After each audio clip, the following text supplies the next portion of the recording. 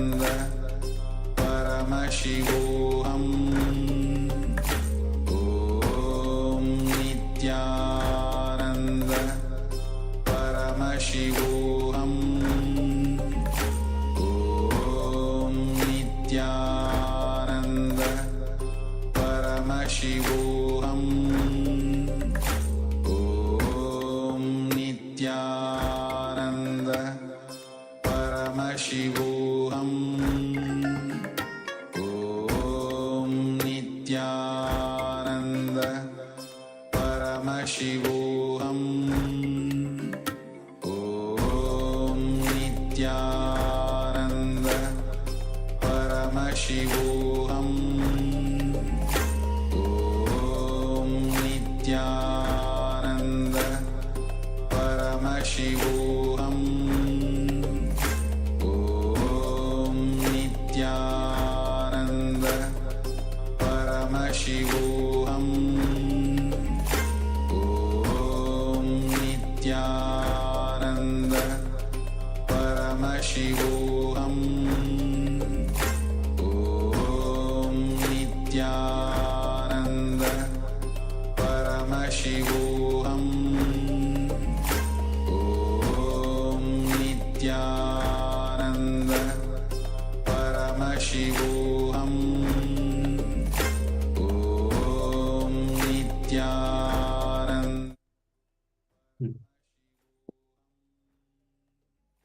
Nithyananda, everyone.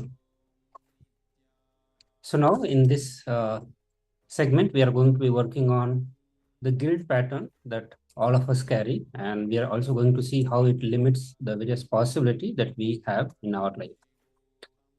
So we are going to have a few powerful cognitions that Swamiji has shared with all of us, and we'll watch one of the video where Swamiji gives more deeper insights onto the guilt. So what exactly guilt is? Guilt is basically the incompletions of the past and moment that we carry into our present and future. Okay, so this is one of the incompletion that we are generally carrying in the present. Then further, Swami says that when we judge our past incident with our updated intelligence, okay, that is what is exactly the guilt. Okay, so whenever we are doing certain mistakes, at that time we had that level of intelligence only. Understand? Because of that intelligence, we did certain mistakes. And because of the mistakes, or maybe for various other reasons, after a certain time, your intelligence upgrades. So with this upgraded intelligence, when you look back at your past and start judging that past incident, that is when the guilt takes birth in you. And when that we start projecting in our present, start living with that incompletion in the present, and when we start projecting that in the future, that is when it becomes an incompletion and problem for our life. So guilt is one of the root causes of human suffering. For obvious reasons, all of us, whenever we look back at the past, we always wish that we could have done things differently. But since things have happened and we may not know the science of completion and how to heal from that and overcome the effects of those past mistakes, then this gives birth to guilt and puts us into suffering. So when you are in guilt, what happens is you are wasting your time, energy, and life itself. So guilt is really it's a poison that sits in your space, and that because of the past mistakes that you have done, you inflict even more harm onto yourself in the present and sabotaging your future even more.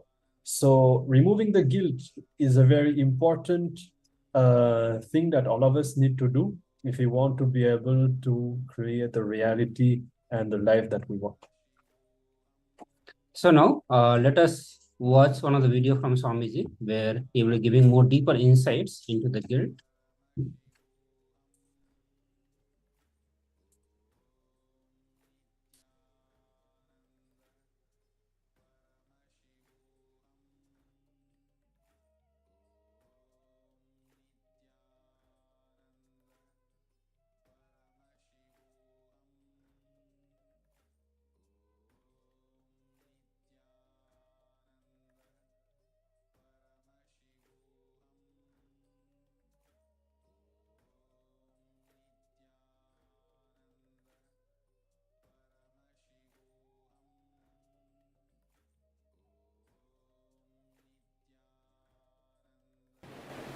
incompletion of the past moment you carry into your present and future.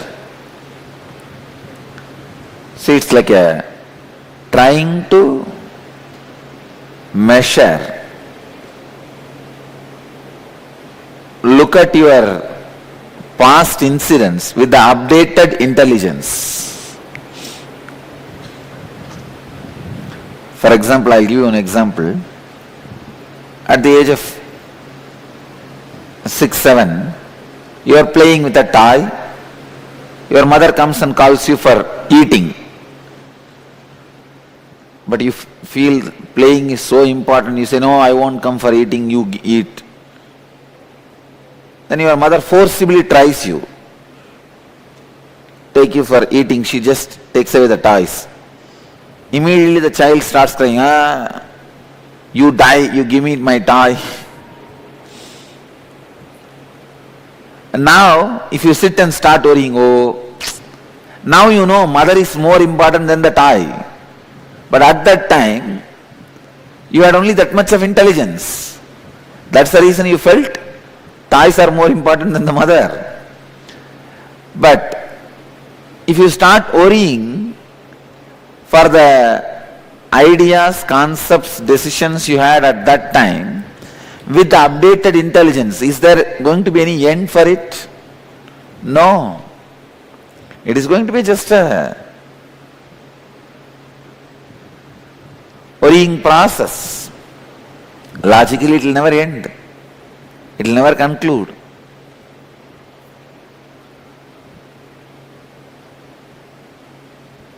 Guilt is one of the root cause of human suffering, the human conditioning. Guilt is nothing but wasting your time, energy, and your consciousness. Please see, first the 3 layers of guilt. How you form guilt, how you create guilt. Go back to your early childhood, typically between age 3 to 7. Recollect and describe the incidents where the seed of guilt was sown in you with regards to your own body. For example, when your parents stopped you from playing with your own body, usually kids put the hand in the mouth or leg in the mouth and play with their own body. When you stop that, kind of a disturbance starts happening in a child. And second, go back to your early adolescence, typically between 7 to 14 years of age. Recollect and describe the incidents where the seeds of guilt related to sex were sown in you.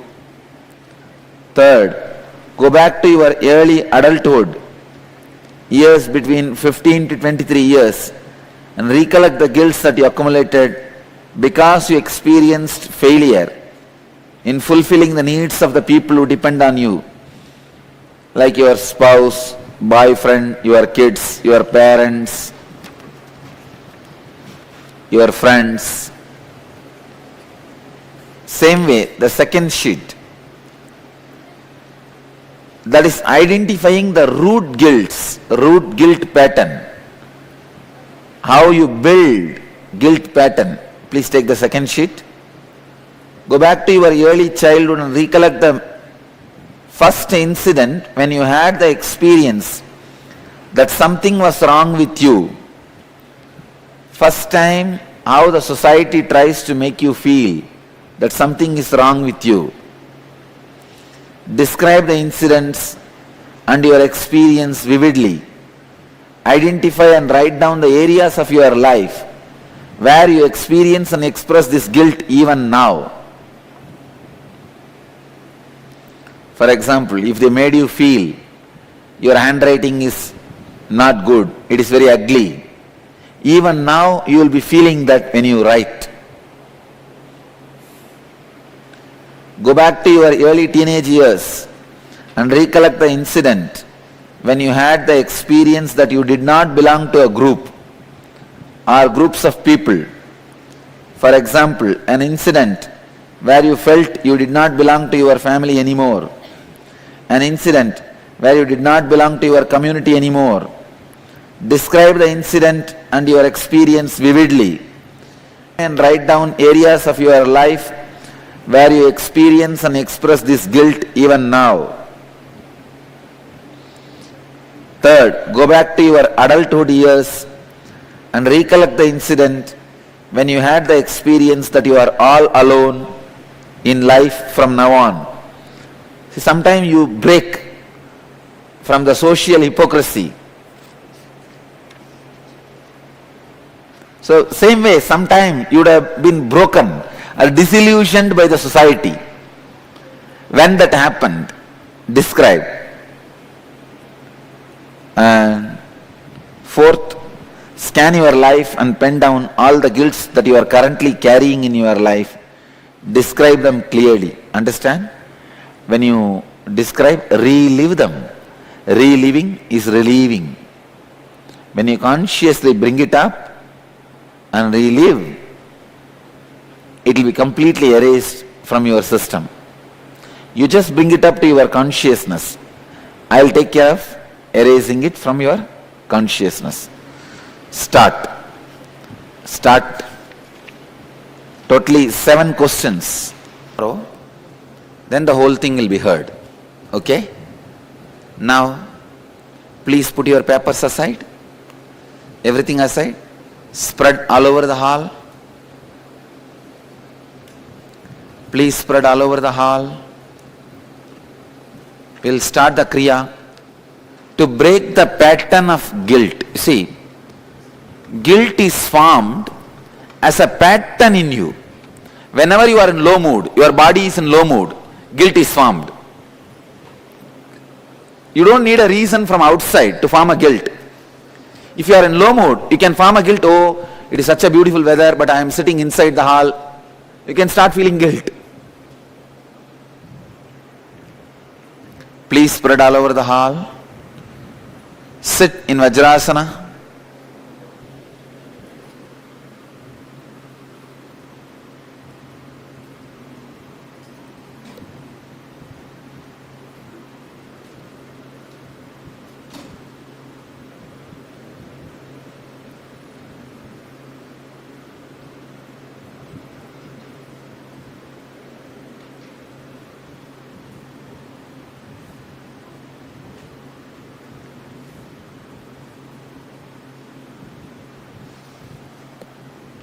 Sit in Vajrasana.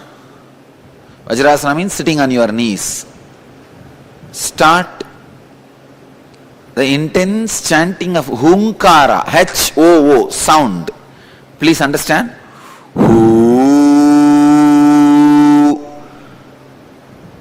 Voice, the sound should come out through your mouth, and along with sound, exhale. Visualize all your guilt, memories are leaving you along with the sound, along with exhaling. Ooh.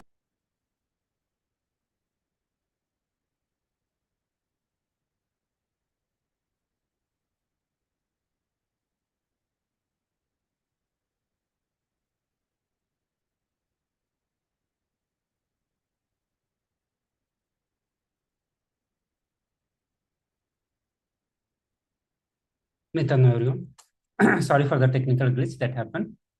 So we'll get into the meditation after we are done with the intra exercises. So I request all the participants to start with the intra exercises. Also project the slide for it. Swamiji gave around 7 different instructions to dig out all the guilt pattern that we have built in our life. And we are going to be doing completion with all of them.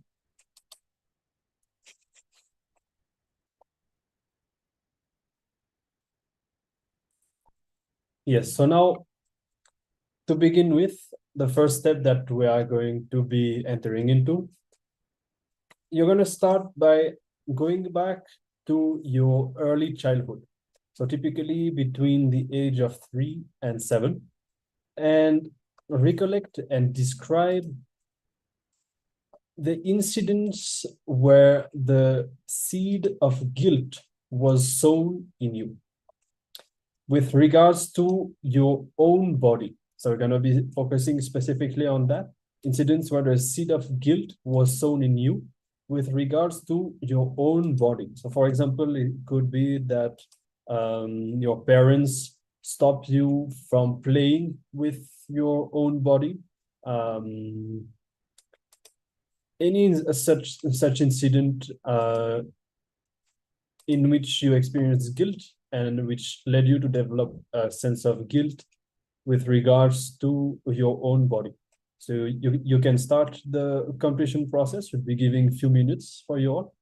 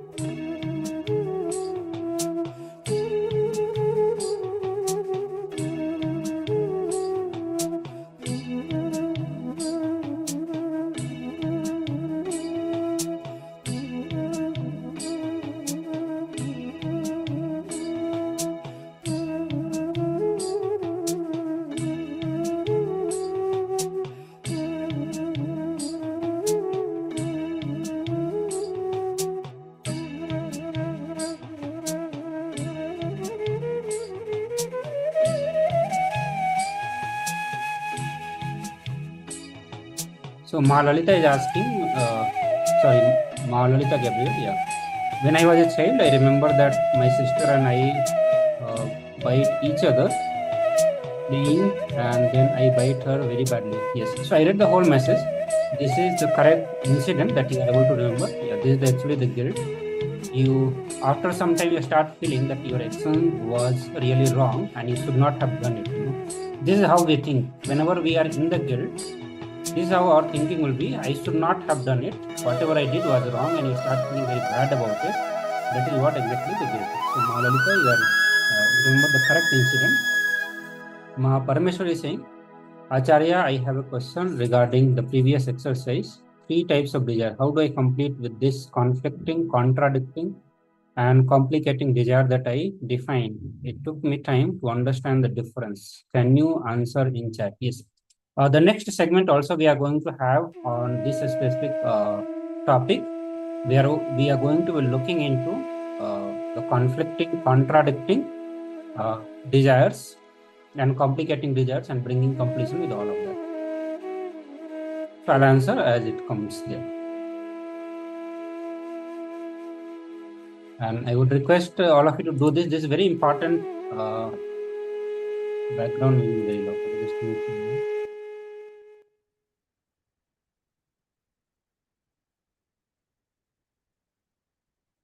Yes. So Malalita, was it clear when I explained, or I need to do it again?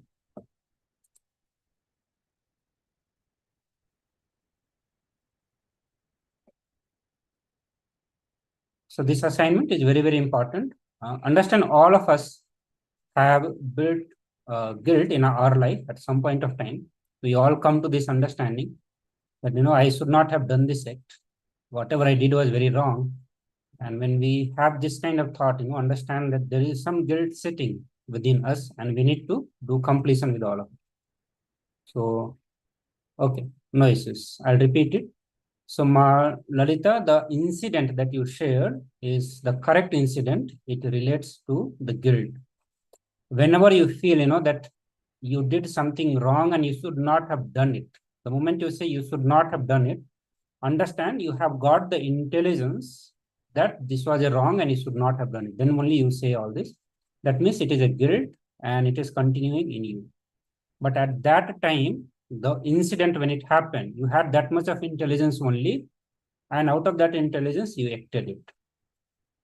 So judging the past incident with the updated intelligence, the intelligence that you have now, when you judge from this incident and come to the conclusion that you should not have done it and you start worrying about it, that is what guilt is.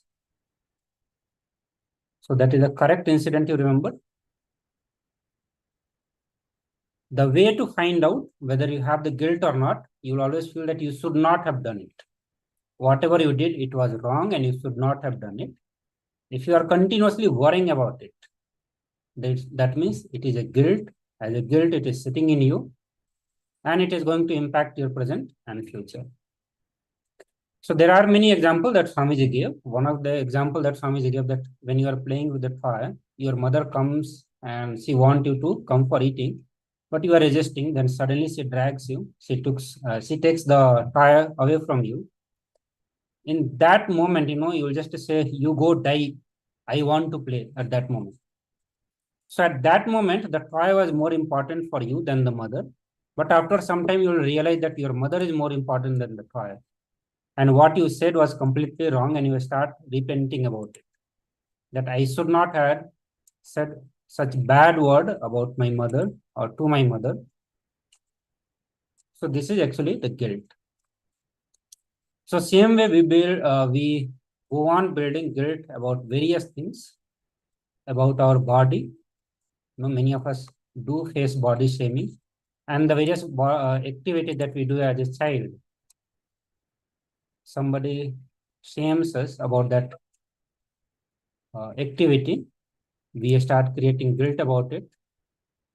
Suddenly you realize that you should not have done it. So all these are guilt.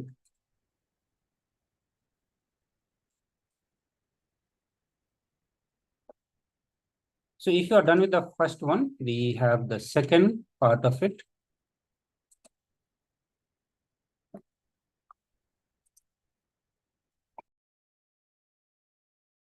We'll be continuing with the same completion process. And this time we are going to focus on the period between age 7 and 14. So now you're going to recollect and describe all the incidents where the seed of guilt related to sex was sown in you. So now in the previous completion process, we were focusing on our relationship with our body between the age of 3 and 7. Now here, focus on the period of your life between 7 and 14 and any incident related to sex and how this had led you to experience guilt. So you can all focus on that now. And meanwhile, if you have any questions or if you want to ask anything, you can do so in the Zoom chat and we'll be responding.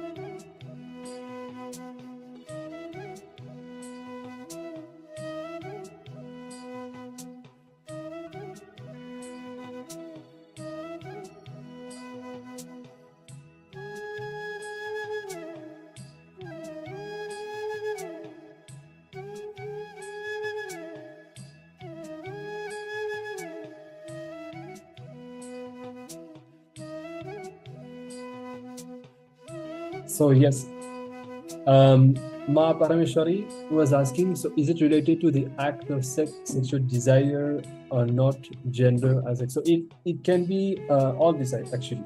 It can be about act, it can be about desire, it can be about simply coming closer to somebody else. And many times society, for example, they say that we come closer to somebody else from either the same or different genders. Sometimes society interprets what we do as sex, even though we may not have had this thought in the first place, or it could be something different. So all these different dimensions of everything that revolves around sex itself is related to. So you can focus on anything that relates with gender, desire, or any such thing. I hope that answers your question. If you need more clarity, please ask. The next question, Ma Lalita is asking, this is related with her incident. Could be that playing to bite be the root of making body pain. I also support a lot of body pain, but I want to change that. I create a lot of bad situations too. Yes. So it could be the reason. What you need to do, you need to go into that specific incident when you had created the guilt within you. Okay. See, the moment you bite her, after a few moments, you started realizing that what you did was wrong. And that's why you told her, okay, go call the mother, let her beat me, so that I get the punishment that is needed.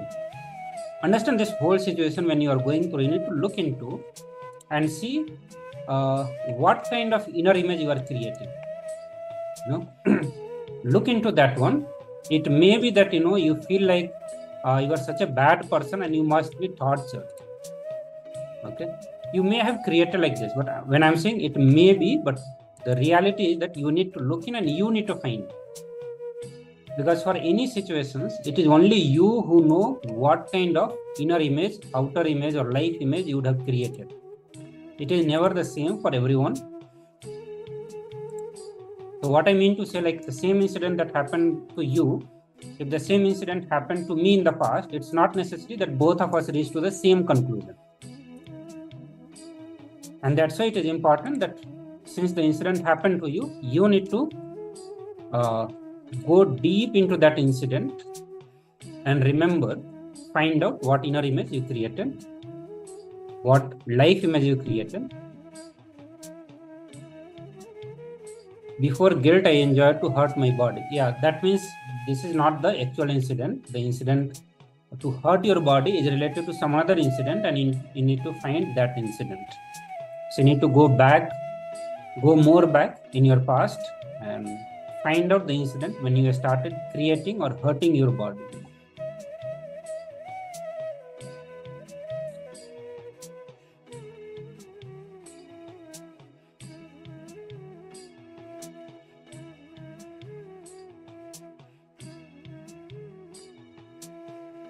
There are many times, when we go into so much of self-denial, we feel that I should not exist, I should be tortured, I should be killed.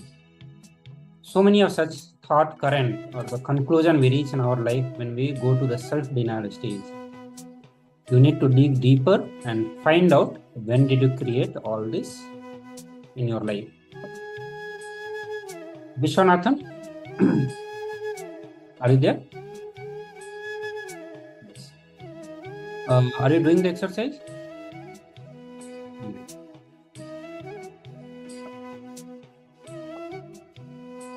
Manukma Menon?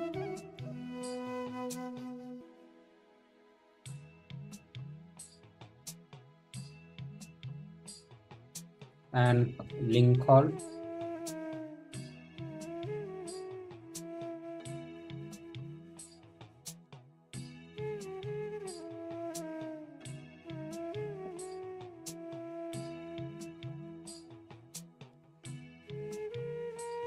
Lincoln Nithyanandam, it seems you are coming for the first day today.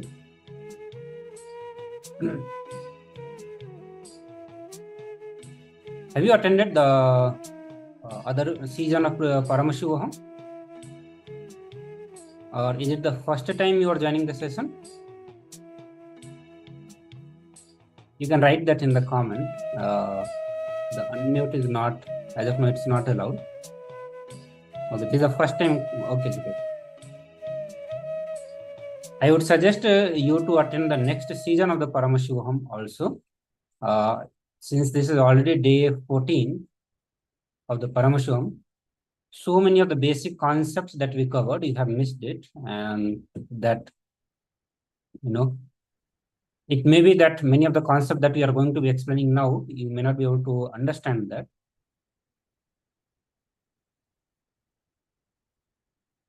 And there are many sessions which are very, very important for us to bring the completion in the different aspect of our life.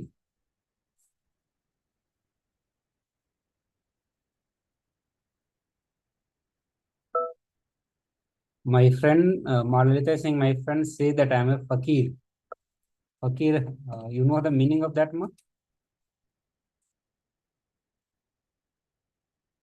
If it is from Hindi, I know that meaning, but I don't know if it is from your language.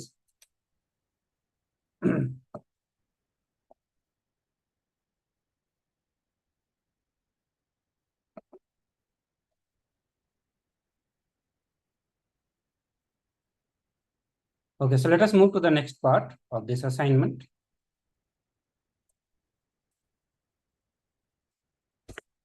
Okay, so now hopefully you are all done with these two phases, and we are moving further into the next period of our lives.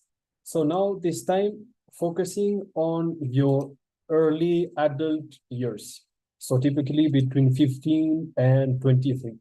So here, recollect all the guilt you accumulated because you experienced failure in fulfilling the needs of people who depend on you. It could be your spouse, your kids, your parents, and so on. So since this is what is predominant in this phase of people's lives, this is what most people face. This is the major sense of guilt that people face. This being said, it's not exclusive to between 15 and 23. It could be also a bit later.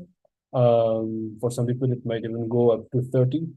But essentially, these early adult years and this sense of guilt experienced from the failure of fulfilling the needs of people who depend on you. So we can all focus on that now. And if you have any questions, you can let us know. So while you are doing the assignment, I'll take the question from Lalita. Lalita is saying, my friends say that I am fakir, I want to change. So fakir is, it comes from the Islam. It's not a Hindi or Sanskrit word, it's a Urdu word, which actually means the people who are poor and wandering people. You want to change, you can surely change.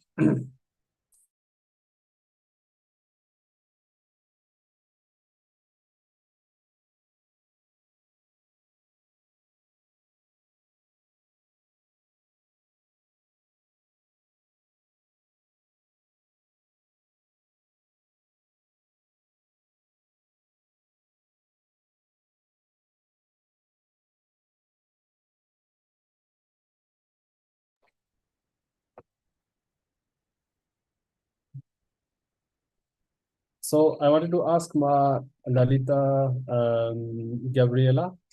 According to me, I'm guessing that maybe the meaning that you have of this word might refer to the people who sit on nails. You can let me know if this is right or wrong, and based on that, we will respond to what you were saying.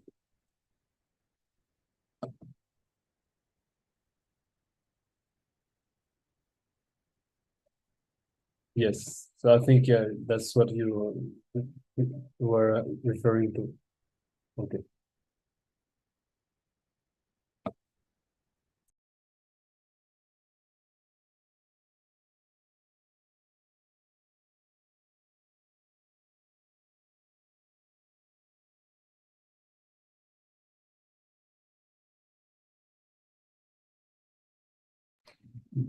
So I was saying that according to me, what you refer to with this word is to the people who sit on nails. That's my understanding of the word fakir, according to what you were saying.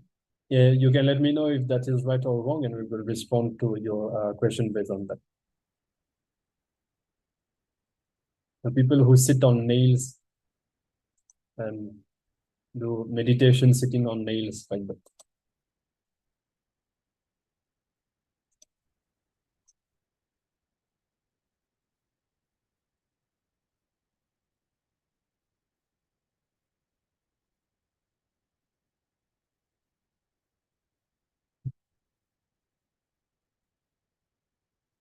So my saying, but I don't want to make more pain in my life. So yeah, see, that is the thing.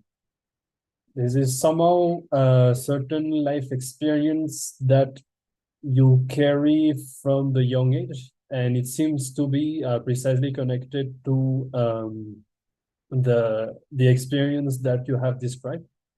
This based on what you have said, that's what it looks like. So I would suggest that you take some more time on this and look in deeper and try to see the deeper dimensions. Why you are doing this, or also why you felt that it was wrong. But essentially, the thing is, it's not about right or wrong, but it's about the inner image that you developed at that moment and that you still carry with you right now. So this is something that you have to look into more deeply. Also, there is one specific technique that Swamiji has given, and that is called Samskara Dahana Kriya. If you already know about the Samskara Dahana Kriya, I would suggest you to do it for next 48 days. That is 48 days technique. If you do not know about it, I can share the link with you. There is a guided meditation by Swamiji on how to do completion with all the pain patterns. So Samskara Dahana Kriya is specifically for completing all the pain patterns, the pain memory, the various kind of pain that we carry within ourselves. Understand, completion is the only key. Unless you decide to do completion, you will continue to create pain for yourself. Understand, just by having a few decisions or thinking, okay, I'll not create, that is not going to happen. You will have to do completion. You will have to get into that. And I think the most easiest for you will be doing the Samskar Dahana Kriya. It's a very, very powerful process. And it is for 48 days. It will completely liberate you from all sorts of pain and the pain pattern that you carry.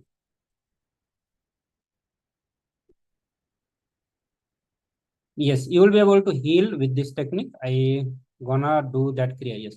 So do you want me to share that link with you, or you already have it?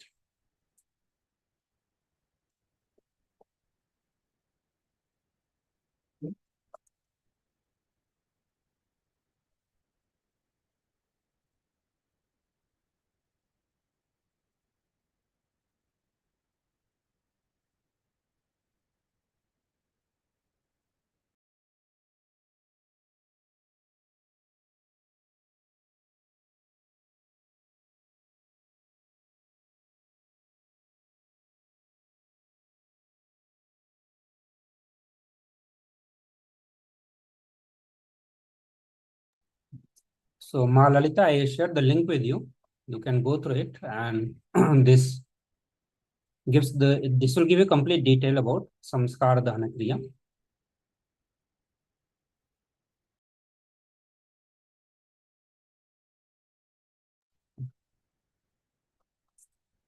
So now let us move to the next part of this assignment.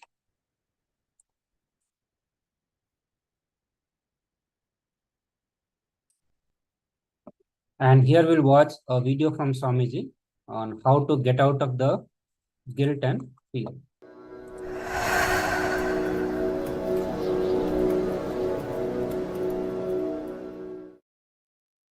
Listen carefully.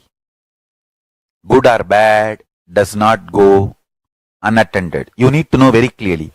The karma theory, you need to know the truth of karma. Understand? This is very important revelation. It's a very important sacred secret. For example, if somebody is addicted to drugs or alcohol or addicted to something, and if he feels guilty and hates the addiction, he will have two problems. He will not be able to solve it.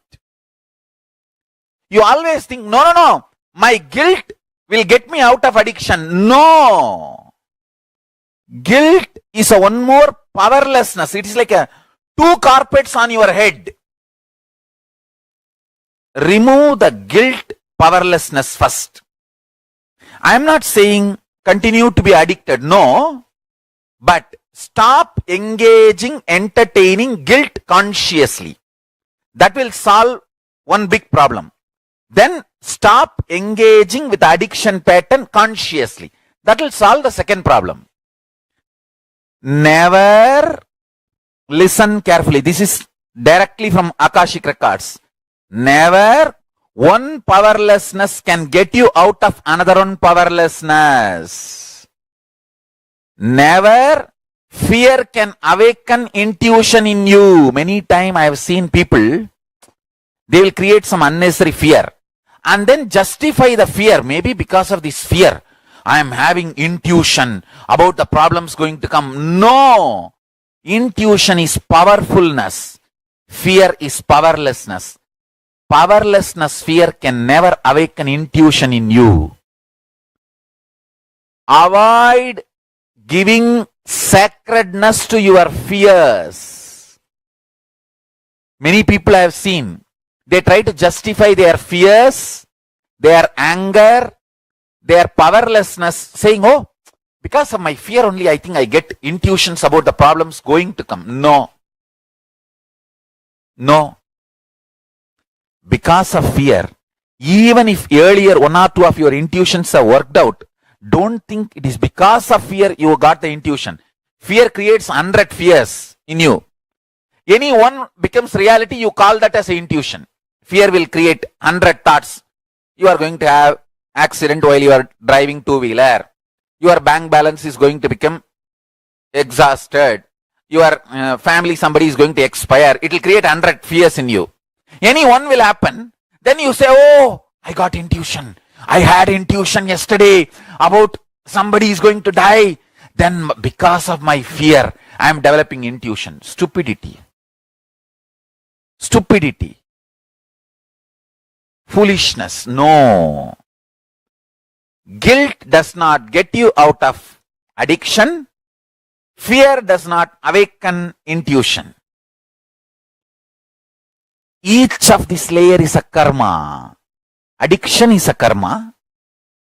Guilt is one more karma that does not get you out of this addiction. It is like one more carpet put on you. Understand? Already one carpet is killing you, and one more carpet will only be more suffocation.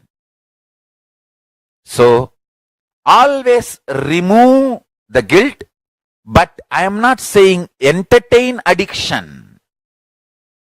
Removing guilt does not mean, okay, I'll drink, I'll do everything. No.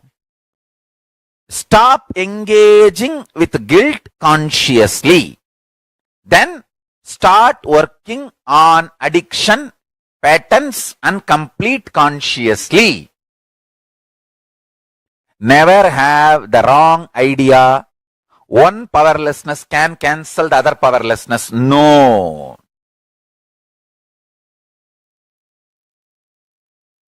And same way, just because you decided to work on positivity and immediately results have not come, don't doubt the process and jump into negativity. And same way, just because you started the negativity, immediately you are not killed or destroyed. Don't think that karmas are going to go away. It may take few days.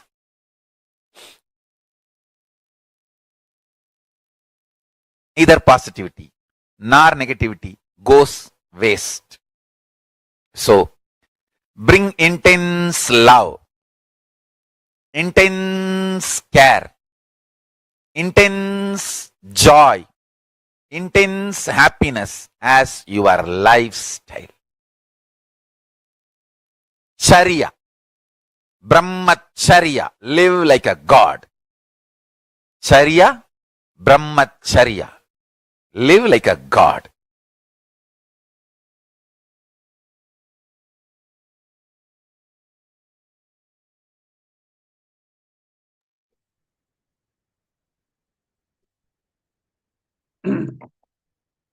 So next round, we are going to be moving into power manifestation. The truth that Swamiji revealed, it's very important. Many times we justify our guilt because we feel as long as the guilt is existing, I will not do the same work. We have guilt about certain act that we did in the past, and we feel that as long as guilt is there, I'm not going to repeat it. So that's what Swamiji is saying, that one powerlessness cannot heal another powerlessness. So we need to understand, as long as the guilt is there, okay, it's not that you are not going to be committing the mistake. It's not going to stop. We have to remove the guilt and we have to get out of that. Otherwise, the incompletion that is sitting in the present, it's going to it's continue to repeat in the future. And based on that, you are going to be taking many actions and decisions, which is going to damage you also. So with this understanding, now we are going to be moving into the power manifestation. And through this power manifestation, we are also going to be healing the various guilt pattern. By now, all of you would have done various assignment and you would have figured out multiple incidences. Through this power manifestation, we are going to heal that also. So let's get into the power manifestation round. Yes, so now we'll be entering into the next round of power manifestation. And here we are going to be seeing a picture through the third eye. So we are going to be projecting a picture on the screen, and you're going to be tying your eyes with an eye band and seeing the picture through the third eye and drawing it also through the third eye while your eyes are still covered. So this is what we are going to be entering into now. Before we start, we'll be reciting the Shastra Pramana, the scriptural reference. Kapalantar manonyasya tishtanmilitra lochanaha kramena manaso dardhyat lakshaye lakshamuttamam. By fixing the mind on the inner space within the crown center and sitting stably without any movement, having the eyes closed. It's 11 o'clock. Succession by that stability of the mind and inner space through the power of the third eye, one directly sees the ultimate goal, Laksham, by having the vision beyond the sight that reveals any object or place attaining the space of oneness with the source, Paramashiva.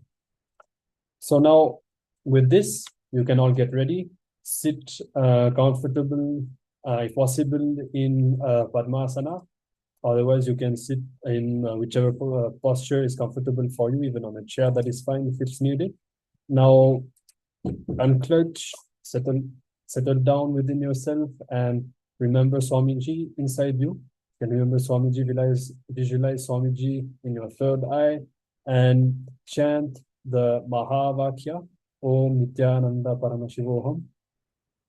You can start creating and experiencing this space of oneness within you. As a reminder, we do not manifest the power ourselves, and especially not from the mind. We experience this space of oneness, and from this space, Swamiji manifests the power through us. So continue to chant the Mahavakya and unclutch. Allow all the thoughts to simply spring, come and go without engaging with them, in complete unclutching, in oneness with Swamiji, with Paramashiva. And now we will be soon showing the picture. Make sure that you have your eyes closed, and if you have not tied them yet, make sure to do so. In any case, do not look at the screen, otherwise you would be missing this power manifestation wrong.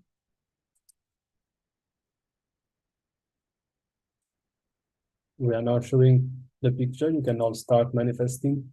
Continue chanting the Mahavakya, Om Nithyananda Paramashivoham, experiencing the oneness. Always keep your focus on experiencing oneness and allow the power manifestation to happen. Paramashivoham, Om Nithyananda Paramashivoham, Om Nithyananda Paramashivoham, Om Nithyananda Paramashivoham, Om Nithyananda Paramashivoham, Om Nithyananda Paramashivoham,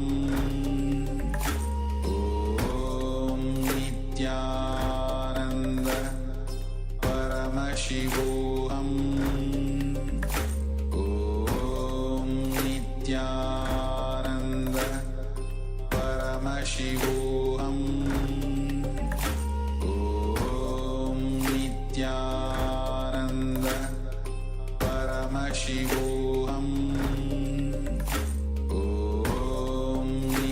Om Nithyananda Paramashivoham, Om Nithyananda Paramashivoham, Om Nithyananda Paramashivoham, Om Nithyananda Paramashivoham, Om Nithyananda Paramashivoham, Om Nithyananda Paramashivoham.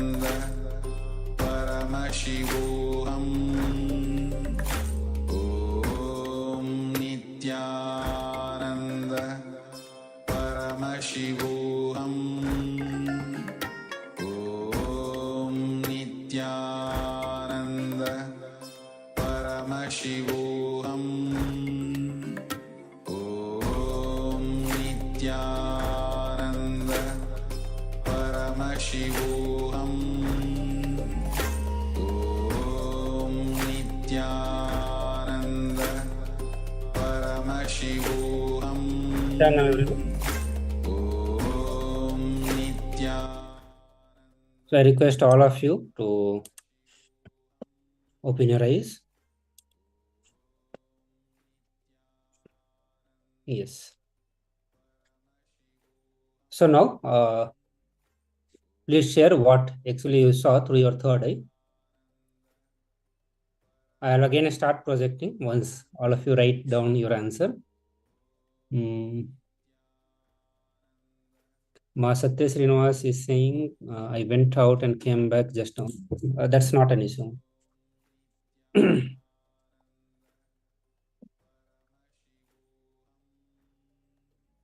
So please share the result of your power manifestation. Please let me know.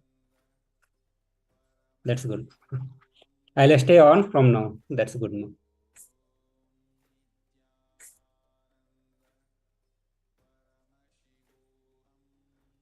So I request all the participants to share your experience. And while, say, because we are going to be watching now, we are going to get into the understanding the desire. So I think in the previous segment, you got to learn about the complicated, conflicting and contradicting desires. We are going to look more deeper into that. And also in the coming segment, we are going to do the completions and bring clarity in our desires. So for quite a long time, we have been learning about how to manifest our desire. And this session is very important because many of our desires do not manifest because either they are conflicting, contradicting, or they're very complicated. So we are going to bring completion in all these dimensions. Rather, I say bringing clarity in our desires, what we want, and why we want what we want. Understand only when we have this clarity that why we want what we want, when we get that, we will have the fulfillment also. Otherwise, even though there is certain desire in our life, even if it manifests, we will not be able to enjoy unless we know the context from which we wanted to have the desire.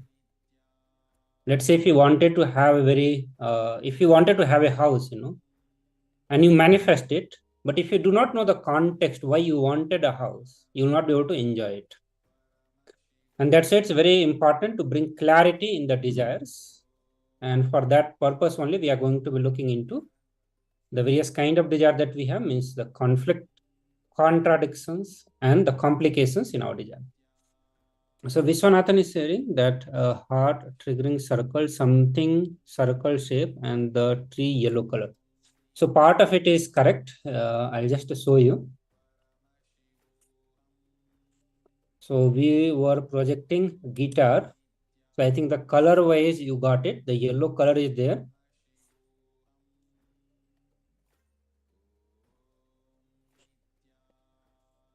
So now let us get into the next segment where you are going to understand about the desire.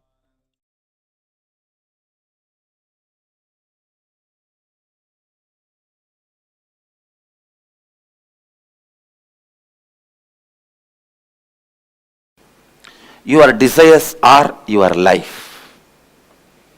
Your desires are your life. Listen. It's your desires which infuse life into you, and it's your desires which infuse energy into you. Same way, conflicts in your desires brings tiredness in you. Contradictions in your desires brings boredom in you. Confusions in your desires bring frustration in you. Please understand. Your desires are your life. Conflict in your desires bring confusion in you. Conflict in your desires bring tiredness in you. Confusions in your desires bring frustration in you. Its contradiction in your desires bring boredom in you. Actually, if your desire is pure, every breath you inhale and exhale will make the desire into reality. When your desires have conflict, confusion and contradiction, every breath brings tiredness, boredom, frustration in you. Every breath is like a air blower into balloon. Your desires are the shape of the balloon. If the shape of the balloon is Tom and Jerry, when you blow the air, you will have Tom and Jerry. Conflict, constant conflict.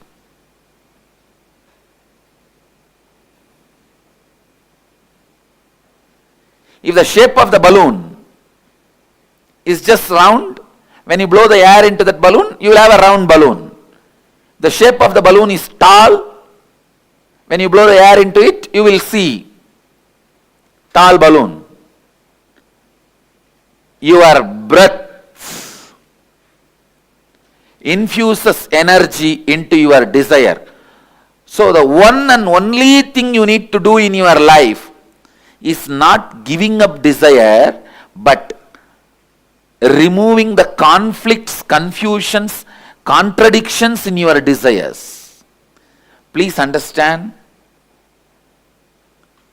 renunciation is not giving up your desires, it is giving up conflicts, contradictions, confusions in your desire. One of the biggest mess up happened in the field of spirituality is wrong understanding. Renunciation means giving up desires. That's the worst understanding happened or misunderstanding happened in the spiritual field. Raga means attachment. Araga means detachment. Viraga means renouncing the conflicts, confusion and complications of desires. You need viraga, vairagya. Viraga becomes vairagya.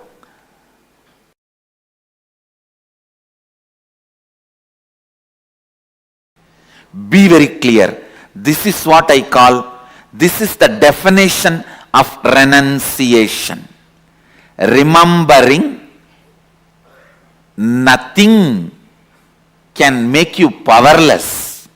Anything removed from your life cannot make you powerless is renunciation.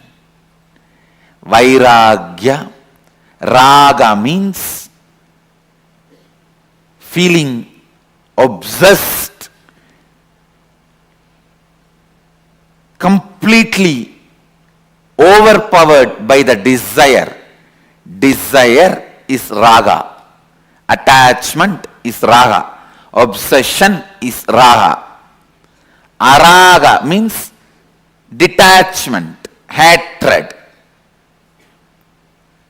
Viraga means knowing very clearly whatever you think as even core of your life, even those things, if they are removed, you will not become powerless.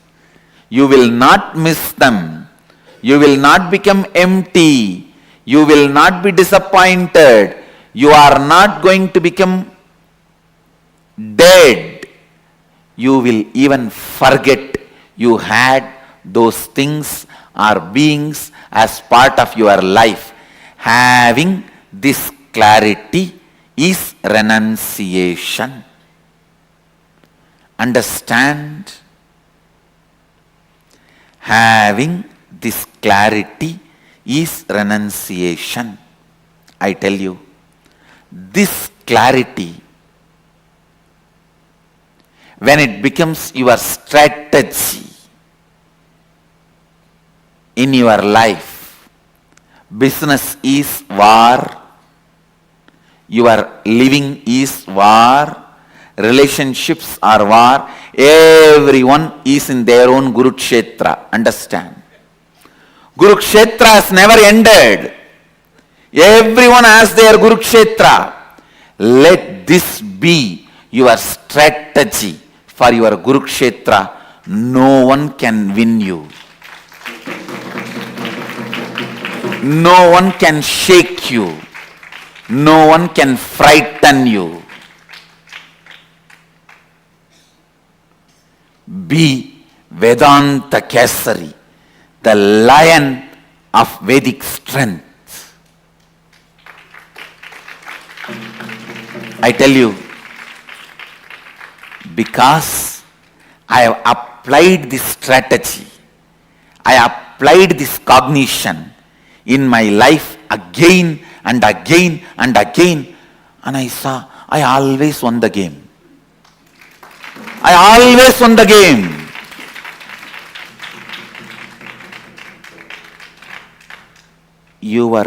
The moment you have a fear that if something is removed from your life, you will become depressed, you will become empty, you will lose life.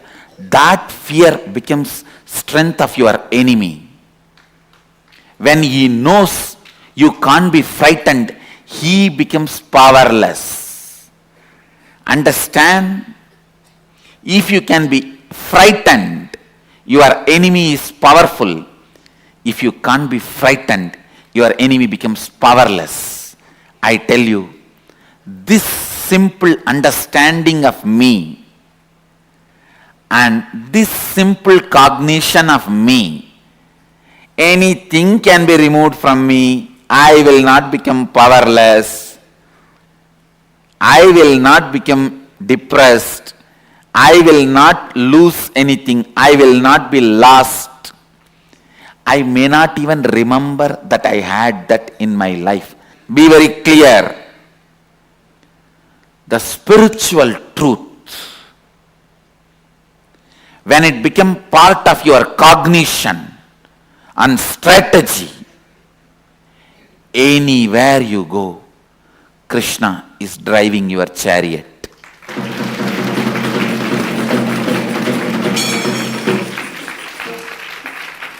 Understand? Internalize just this one truth. Tena tyaktena bunjita. Tyaha. The word tyaha is used here. Tena means with this understanding from this context. Tyaktena bunjita makrita kasya sridhanam.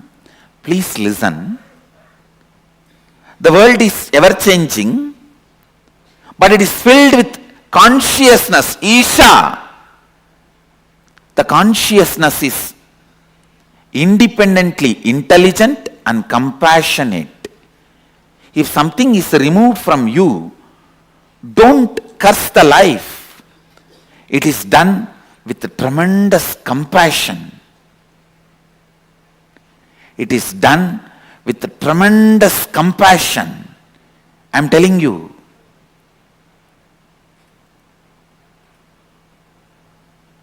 Here, Upanishads are declaring you to do tyaha, renouncing, you to renounce with this context of Isha Vasyam Idagum Sarvam Yatkincha Jagatyam Jagat. Means world is changing and it is established in changing and it is filled with consciousness, Sachidananda, which is intelligent, truthful, blissful and compassionate. I tell you, a blissful being will always be compassionate being. When you are blissful, you will see all the good things, best things comes out of you. When you are blissful, you will be such a good person. Only when you are frustrated, you will express all bad qualities, violence, cunning strategies. A blissful person is always compassionate person. Isha, consciousness, independent intelligence, which has its own will, functions out of pure compassion. So understand, renunciation is not supposed to be done out of frustration or inability or powerlessness.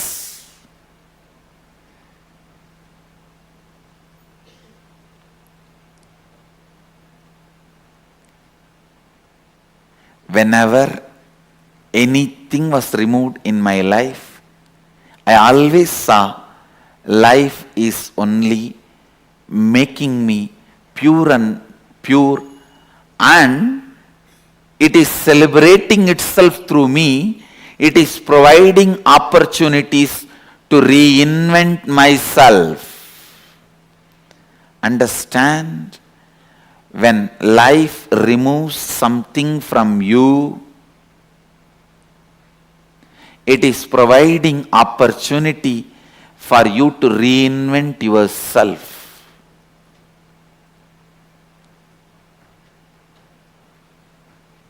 And when you are clear that nothing can frighten you, nothing can make you lost, nothing can put you in powerlessness and depression, and I also want to tell you, you will understand exactly who is the exact enemy. You will exactly pinpoint who is your enemy, where things need to be done. You will not be confused. You will not overestimate your enemy. When you are frightened, you overestimate your enemy. Because you overestimate your enemy, you become powerless. Because you become powerless, it becomes easy for your enemy to destroy you. It's a vicious circle. And I am telling you, when you are clear, you will not be lost. You will not become powerless. Just have this one word in your throat all the time. So what? Keep this as a mantra. So what?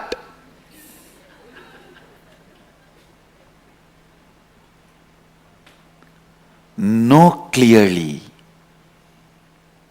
nothing removed from you can make you powerless. And life removes it only to make you understand you can live without it. Reinvent yourself. Wake up.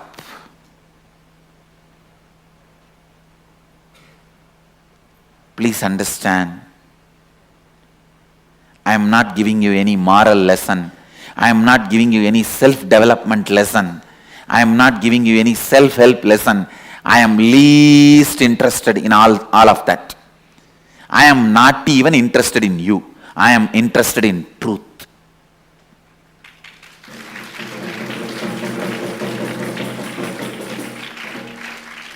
I am just interested in truth. I am singing it. Whoever wants to catch it, catch it.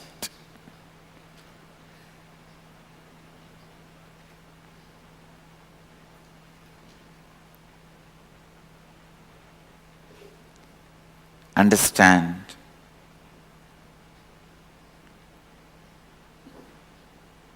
this one truth. Internalize, internalize, internalize. Today's homework for all the satsangis. List out 10 items which you really thought if it is removed, you will be lost, your life will collapse, but it was removed. Not only you are living your life now, you even forgot you had that once in your life as part of you. And I guarantee you will have 10 things, either persons or things or place, at least 10 things will be there. Pen them down and put it in your Facebook as a status. Pen the 10 things down, put it in your Facebook as status.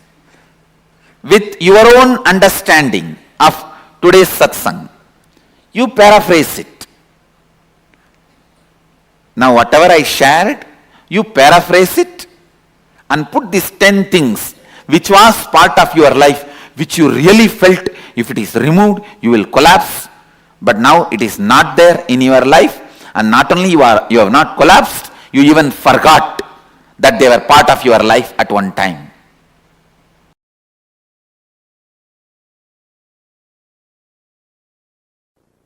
One of the biggest problem all human beings feel that they need to do a lot of actions, they need a lot of kriya shakti to achieve anything they want, health or wealth or enlightenment or powers. That is delusion. Please understand, you need sheer ichcha shakti, means will, desire, that's it. The desire itself is capable of manifesting kriya, the action power. Listen to these 3 words. Ichcha Shakti, your desire power. Power to desire, will. Kriya Shakti, power to work intensely and manifest. Jnana Shakti, power of enlightenment, knowledge. See, one of the biggest problem all of you have is your delusion that too much of work is needed to achieve anything. Whether you want health, oh, I have to get up and do yoga, stretch my body. Only then I can have health. If I want wealth, I have to get up and go to office and work like a dog, day and night. Only then I will have wealth. First of all, you don't understand, no dog works.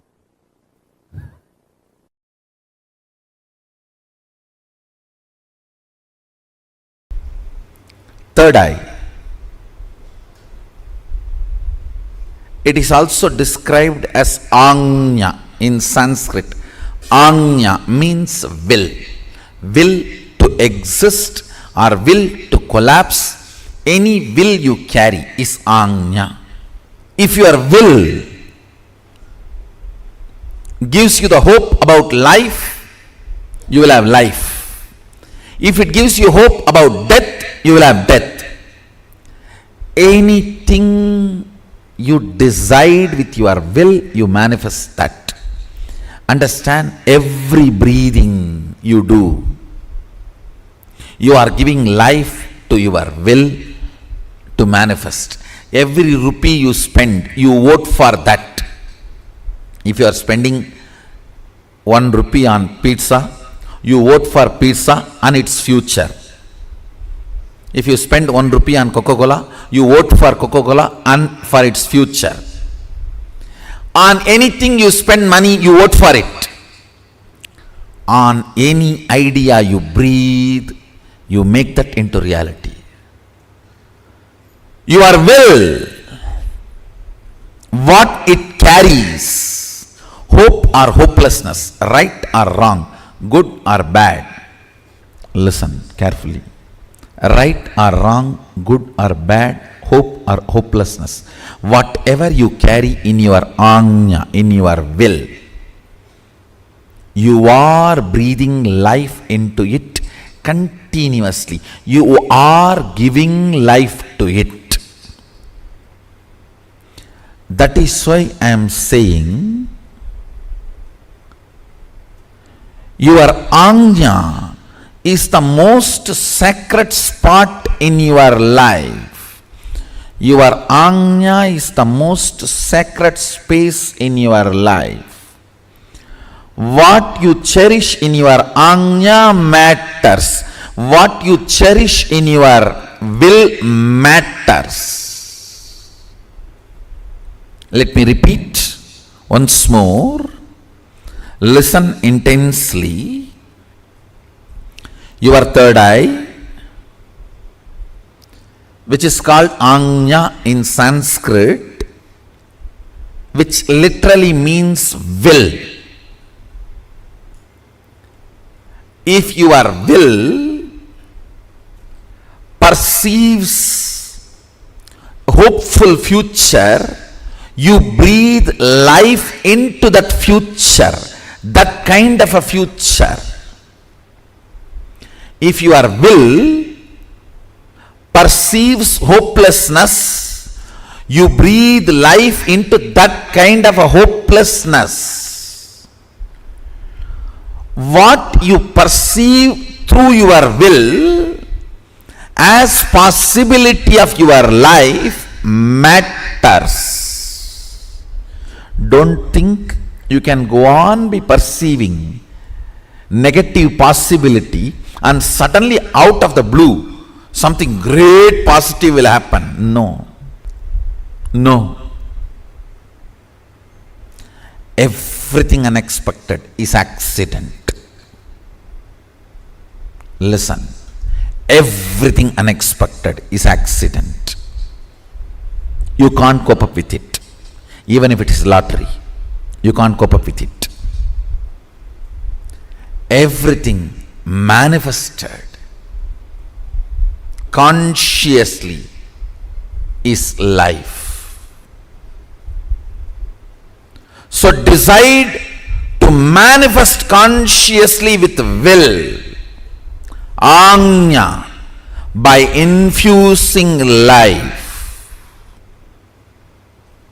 It can be anything you want: health, wealth, spiritual powers, anything you want.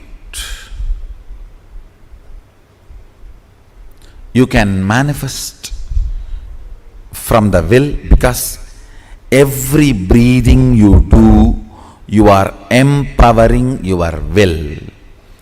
You are strengthening your will. You are infusing life into what you are carrying in your will. Understand? If you pick up a pen and paper and just write without thinking much about your future, first 7-8 lines which is there, the tip of your tongue, tip of your hand, tip of your mind, that is will. That is what is your will. Understand? I am giving you the tip to find what is in your will. If fear is what opens up first, that is what is in your will. You need to seriously complete it. If confusion is what is there in your will, the first 4 or 5 statements are all about confusion. That is what is there. Seriously you need to complete it. Otherwise, with every breath you are giving life to it. Unplanned, without planning, spontaneously what is there on you. When you manifest, if you pen down what is there, that is what is actually in your will. You are giving life to it constantly. Beautifully Sadashiva describes about this Ajna and its power. More and more you think about your body and mind, the power of Ajna goes down. More and more you think authentically, responsibly, it manifests as what you want. More and more you look at the cosmic principles, the energy of the Ajna goes up. Listen. More and more you think of your body, mind, the energy of the Ajna goes down. Cunningness, constantly thinking about you, makes the energy of the Ajna go down. Understand? Constant remembrance. Listen carefully. Humbleness is not thinking yourself as a less. No. Thinking about you less.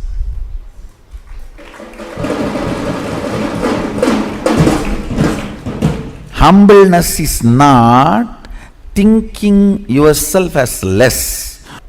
Listen carefully. The so-called humble people are the most cunning. The record says Saguni used to be very humble.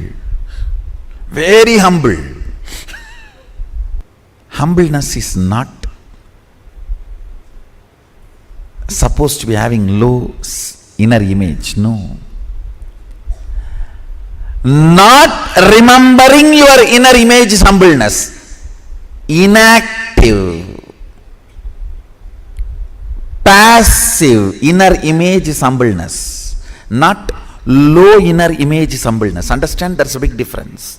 Low inner image is not humbleness. Passive inner image, inactive inner image is humbleness.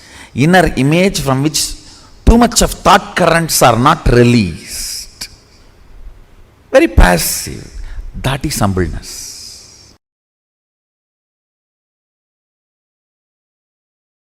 Intuition, the melting the wax, and how it relates to the 25 states of consciousness? Yes. Listen. Intuition is from this Turiya and Turiya, this state. All of you listen carefully. Whenever, whether swapna, dream or waking state, come near this Turiya and Turiya, the intuition is experienced. It is like a Turiya and Turiya is like a huge fire. And dream and waking, both states are made of the same wax. Dream state is little polluted wax. Waking state is little pure wax, but both are same wax. When that wax is brought near the Turiya, not only Turiya gives the information about your future, it gives you also the energy to change the wax as you want. Manipulate it as you want. Move it as you want. Please understand. Intuition means not just information about your future. Ability to change as you want and execute it without effort. All these three put together is intuition. For example, if you are having an information about some problem going to come in your business or some benefit going to come in your business, if it is a problem, you will have the intelligence to change. If it is a benefit, you will have the simple manifesting without you putting any effort. Understand? Along with intuition, intuition means jnana. Always the Icha. Icha Shakti means ability to change. Kriya Shakti means simply able to manifest.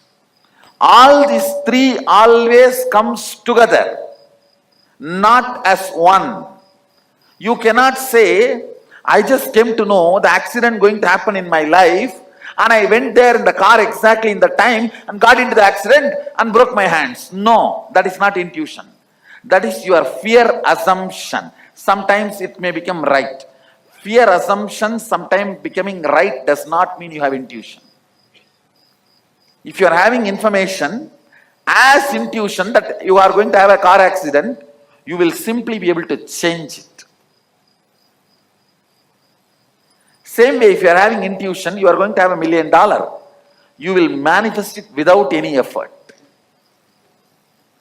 Any intuition always comes with Icha, Kriya, Jnana, all the three Shaktis together.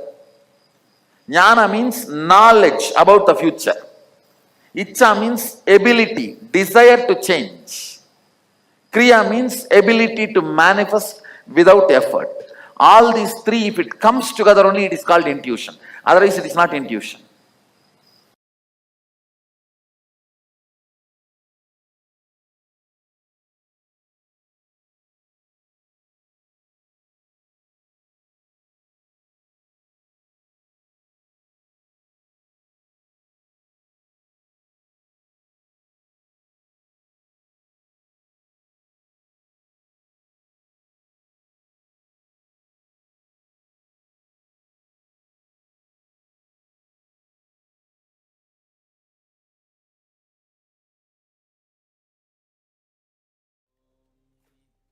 Nithyananda, everyone. So we had very powerful revelations from Swamiji, and 3-4 different satsangs we watched where Swamiji gives the clear understanding on what we need to do to manifest our desires, and why it is important that we bring clarity on our desire, why it is important that we remove the confusion, the contradiction and conflict that is out in the desire. As long as that is there, every breathing that we are doing, it's only going to empower that. See, if we have so much of confusion in our desire, so only confusion is going to manifest. And Swami says that when there is a confusion, it's going to bring so much of frustration in the life. When there is a contradiction, it is going to bring so much of boredom. So all this is going to manifest. So as long as we are carrying all these things in our desire, means conflict, contradict, and complications, every breathing that we are taking, we are only going to manifesting boredom, laziness, tiredness, and frustration in our life. And that's why it's very, very important that we bring clarity in us and how to use our will to manifest the desire we want to have. Swami is again focusing, emphasizing that we should work for it and have it. If it comes as an accident, okay, it is only going to create problem in our life. So that's why whether it's a power or anything else we are going to have, let work for it and have it in our life. So now all of us have understood what is the raga, viraga, and raga, araga, vairagya, what is the renunciation. So now it is time we do the assignment, we get into it and see how we are going to bring powerful cognitions. So again, reminding ourselves that the renunciation is not giving up our desire, but rather it is giving up the conflicts, contradictions, and confusion in our desire. And with this, we need to decide that anything can be removed from us. The renunciation, Swamiji gave the 2-3 different definitions of renunciation. The one of the definition that he gave, the first point that we say, that renunciation is not giving up our desire, it is giving up the conflict, contradictions, confusions in our desire. That is one definition of renunciation. One powerful cognition, understanding about the renunciation. The second is that anything can be removed. Anything, if it is removed from my life, I will not become powerless. I will not become depressed. I will not lose anything. I will not be lost. I may not even remember that I had in my life. Even this is the renunciation. Okay. So next 10 minutes, we are going to do this exercise. You are going to pen down at least 10 items in our life which you really, really protected, which you really were afraid of losing. You thought that without this, my life will not exist. I will not be able to live. You are not able to imagine a future if those things were not there in your life. You are holding on to it. But after that, when it was taken away, you even forgot the name of it. And Swami says there are at least 10 incidents in every one of our life. So Swami said that because if you are able to live those things, means you can again live that in your future. Means renunciation is possible. Having vairagya is possible, means bringing clarity in our desire is possible. And for that purpose, we are doing this assignment. So list down the 10 incidents from your life when you literally felt that if this is not there in my life, I cannot live. Many of us, like if we have to give an example, while we study, many times we feel that if I do not qualify this exam, my life is over. I will not be able to live it. I want to pass this exam. I want to qualify this competitive exam. And I want to become this in my life. If this is not there, I will not be able to survive. Many times we get into certain relationship and we feel that if this boy or girl is not there in my life, I cannot really live it. And then a time comes that those things are taken away from you. And after a certain time, you literally forget it. You do not even remember about that. You just move on. So list down all those 10 incidents. All of you, please pick up the pen and paper and start writing it down. We'll give you a few minutes for you to write it down. This is going to be very, very powerful. It will give you such a powerfulness within you, the ability to renounce.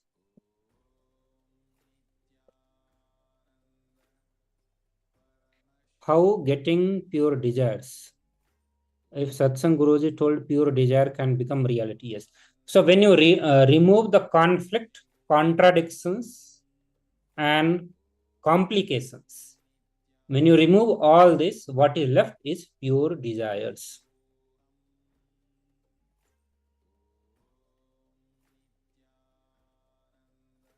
Paramaswari, is it clear? When we remove the complications, contradictions, complications, or conflict, when we remove all this from our desire, what remains is pure desire.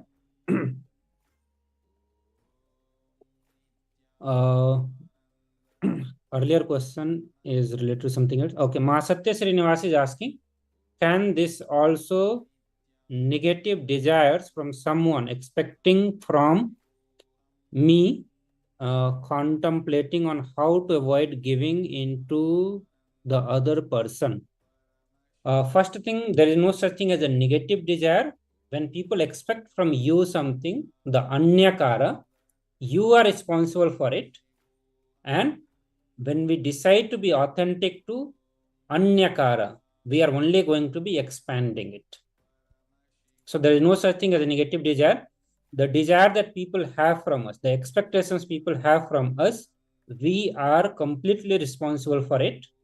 And being authentic to it means that we actually take responsibility for it and fulfill it. If it is aligned with the inner image, outer image, others image that we have. Okay, so we did already this assignment in the past.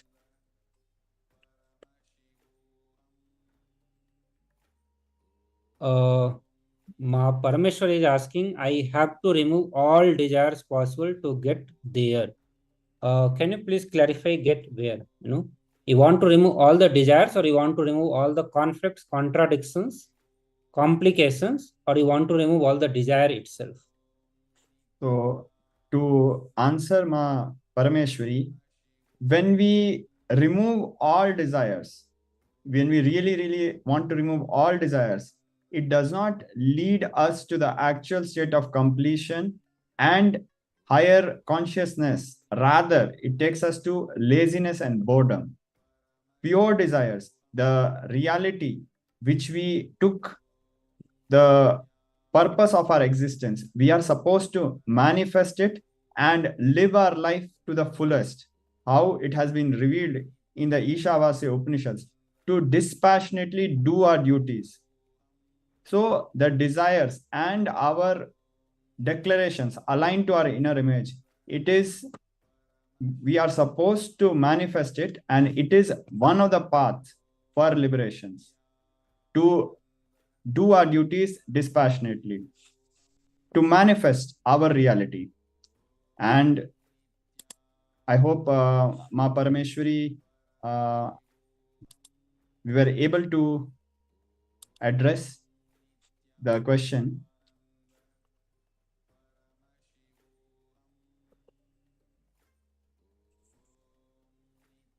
And Ma Satya Srinivas was asking about if there is a conflict or we feel like we are unable to fulfill the other's desire.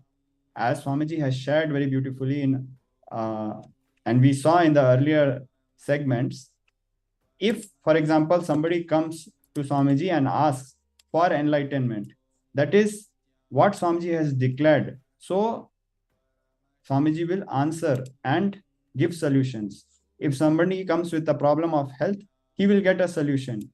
But if somebody asks, for example, something which is completely out of the scope of Swamiji's declaration, like to, participate in a show, of course, that desire would be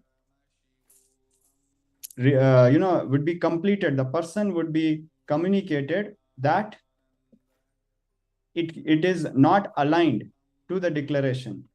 So as per what our declaration is to ourselves, our inner image, and to others, we constantly fulfill our anyakara and expand.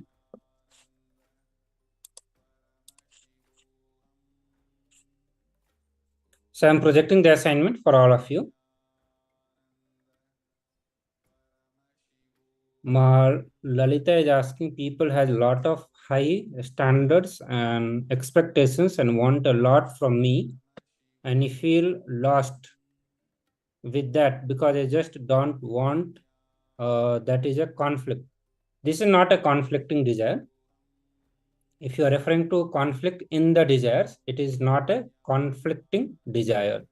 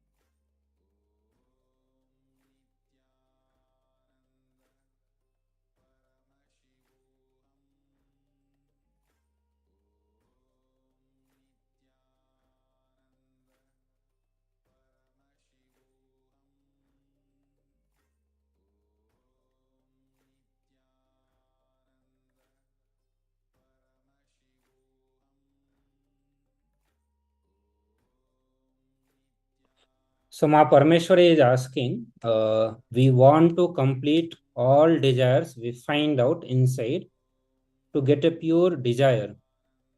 Ma, again, I want to emphasize that you are only going to complete with complications, contradictions, and conflict in the desire, not the desire itself. Completing with the desire is completely different thing, or discarding the desire is completely different thing. But right now we are focusing only on finding out the conflicts, contradictions, and complications in the desire and bringing completion with that. Saying that we have to, you say that thing is that we continuously create new desires. We have to catch them, identify them, and complete with them as they appear. So this is a complete different assignment. We'll be taking it complete different time. It is necessary that in the path of enlightenment or to achieve Jivan Mukti, we go on discarding the desires also, but that is a different thing.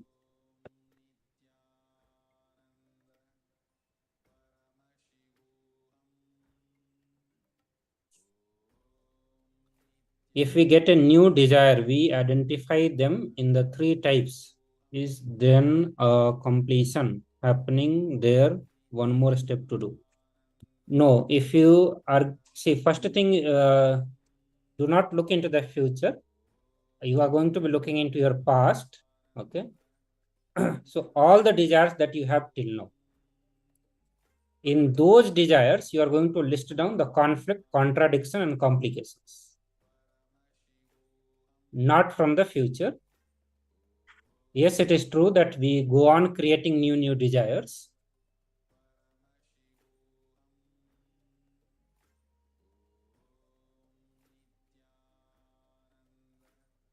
So there are times that you will have the pure desire, you may not have the conflict or contradictions. But there are times when you will have conflict, contradictions, and complications.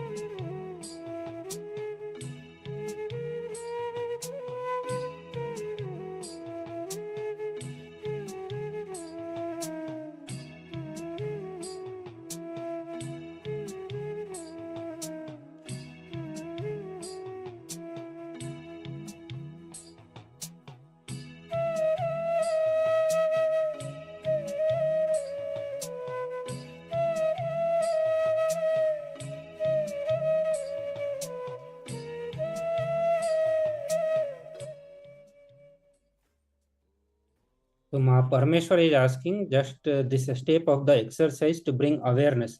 We have a few more sessions coming on it where we are going to work on completing with it also. So this is only part of that. We have how to complete the conflicting desires, how to conquer the desires.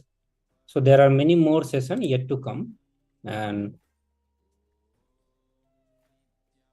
so to some extent, it is correct that in this specific segment, you are only going to write it down so that it's already clear in your memory and you are having some clarity on it. Yes. I think on day 2 or day 3 also we looked into the conflict, contradictions and complications in the desire. Complications that Swamiji gave example, like let's say to sort out certain issue, you just need to talk to your friend. Actually, Swamiji told to your spouse. So let's say to sort out certain issues, you just need to talk to your spouse, but rather than talking and sorting it out, you go on entertaining all sorts of thought, like why should I go? She should come and talk to me. She should ask for forgiveness. I don't know why she's laughing when she's looking at me. What is going on in her? So many roundabout thoughts you go on entertaining rather than just going and talking, which could have sorted out the issue. That is complications. Contradictions is like you have completely opposing desires.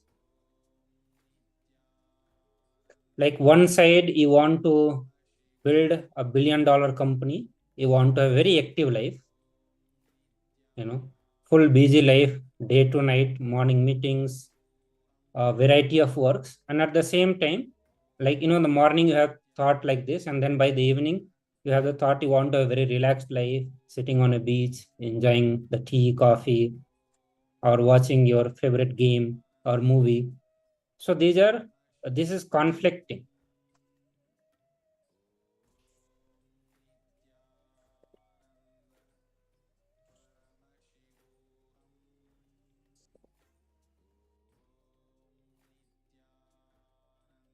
Lalita is saying, so I am responsible from the others' expectations about me, but they bother me. That too just could be possible. I do not force anybody.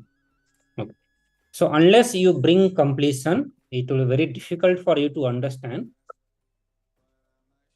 And I would suggest you to again go through the day 3, I think, when we talked about the inner image, outer image, others image, and the life image, and how to bring completion in all these dimensions, how to bring authentic, how to build authentic inner image, how to build authentic outer image, how to build authentic life image, and the other things. To give an example to Ma Lalita, for example, if you have a desire to be an expert in, let's say, martial arts, obviously your martial art teacher will be demanding. He'll give you exercises which might be difficult for you. If you are clear about your desire, you want to excel in that field, you will allow the master to work. And whether he's an enlightened master or just a coach, you will allow him to work on you and you will excel in that field. However, if it is a contradiction, you need to identify based on your inner image. So I hope this example gives some clarity.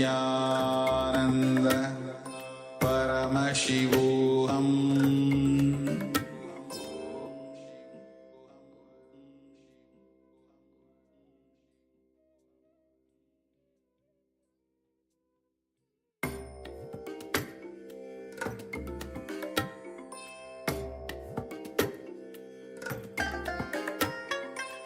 I bless you all.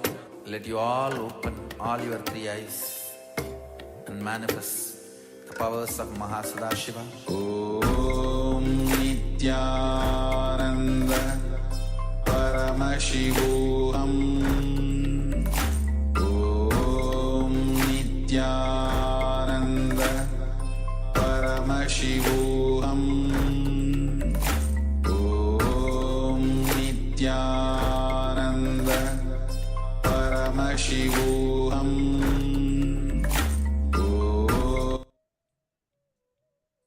I request all the participants to open their eyes. All of you, please relax now. Open your eyes. Type out your answer. See what you saw through your third eye. What all Swamiji revealed to you, what all Swamiji showed to you through your third eye. Please write it down.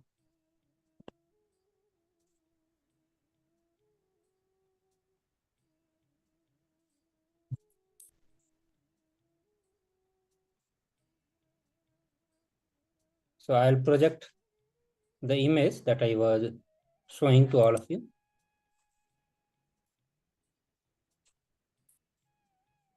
So this is the picture which I was projecting and you had to scan. Let me know how many of you manifested.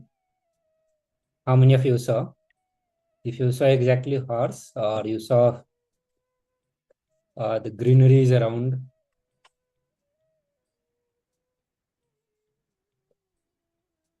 You saw umbrella, cloud, girl. Okay. So yet to manifest.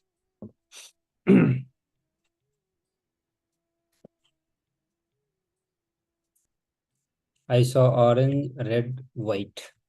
So yet to manifest for you also. Because in the picture, there is nowhere orange.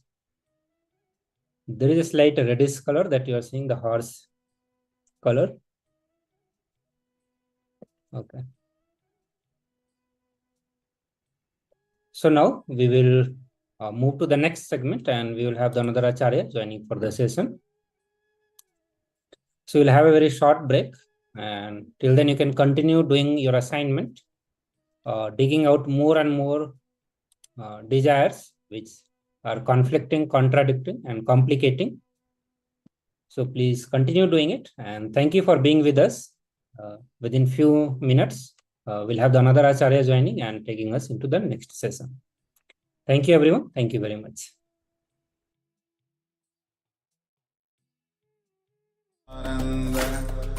Paramashivoham. Om Nithyananda Paramashivoham. Om Nithyananda Paramashivoham. Om Nithyananda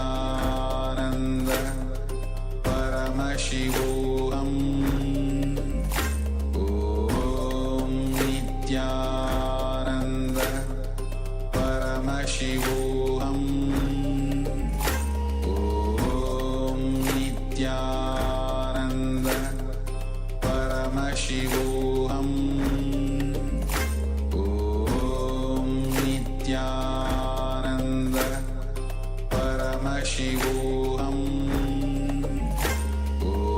Om Nithyananda Paramashivoham. Om Nithyananda Paramashivoham. Om Nithyananda Paramashivoham. Om Nithyananda Paramashivoham. Om Nithyananda Paramashivoham.